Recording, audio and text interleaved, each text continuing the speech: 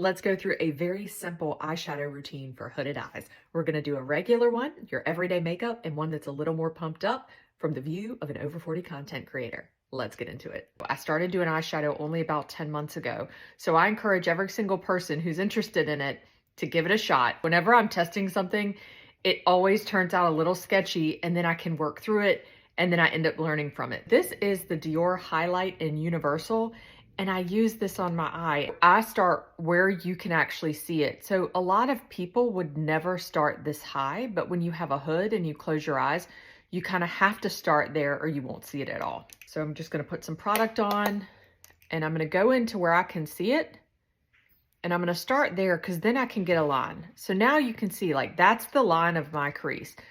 So I kind of get in here, and this is not a dark color. This is what I would call a mid-tone color.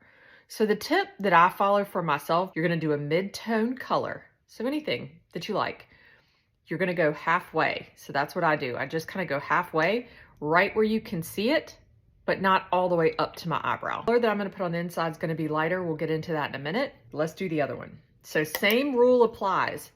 I'm gonna go right to where I can see it so that I know I got it high enough, make a little bit of a mark, and then I'm going down.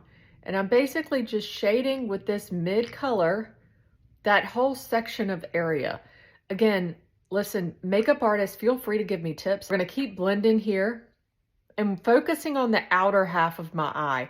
I'm not focusing on this area. I'm really focusing on the outside and making sure that when I close my eyes, you can see it a little bit, just to give your eye socket some dimension, because you don't want a flat eyelid, right? You want your eyes to have a little bit of dimension so that they pop when people look at them. I go very easy. I do not want some chaotic, complex situation. I have a full day job. I'm in corporate America.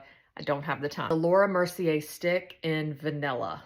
Take this very simply, and I go on the inside, like 3 or 4 swipes, both eyes. And it is not clean and it is not cute. It looks crazy at first. Go in and I just smooth it out. What this does is it brightens up that eye socket and kind of some of the darkness and the veins in my eyelids. Same thing, just come in here and just smooth it out. Again, you're just creating a little bit of dimension. So if we review what we did, we had a middle color, just a mid-tone color, not dark, not light, on the outside where you can see it. You start with your eye open so you know you can see it. Then I go with a lighter side on the inside half. There we go. This is a spot where I could stop. I would normally come in and just blend through the part where they connect, just like this, plain, with a plain brush. On a regular day, I would be done in terms of my eyeshadow. So most of this week, this is exactly what I did. And I stopped here. I put on eyeliner on my bottom lid and I went in with mascara, but I stopped. We're gonna pump this up a notch, real into this crease right here, this corner. And then we're gonna pull the color down here. I think the more you practice with different eyeshadows, the more you'll decide what kind of brushes you like. One of my favorite palettes as a cool tone person is this Makeup Revolution palette in Forever Flawless. It feels Forever Flawless. And this is what it looks like. It's from Target.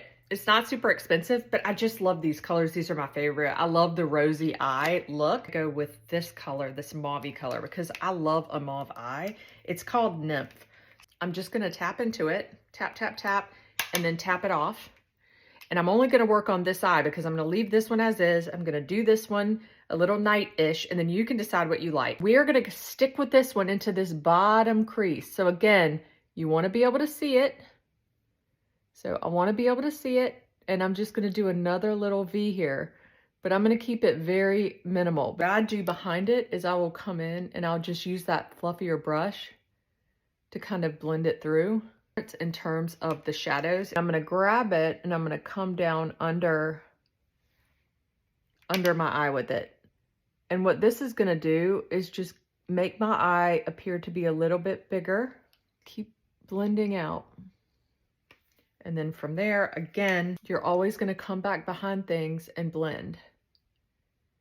This eye absolutely looks bigger than this eye just because I went around it with a little more contrast. I do a white waterline. Some people like it, some people don't. I like it, so I do it.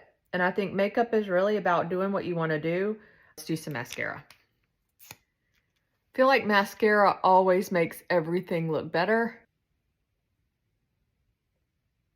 All right, this is the final look. Again, it's more of an everyday, more of pumped up a little bit more. And you can take this as far as you want. You can add a significant amount more eyeshadow. You can add less eyeshadow. Go follow makeup artists. Go learn techniques from them. This is how I have learned. Good luck.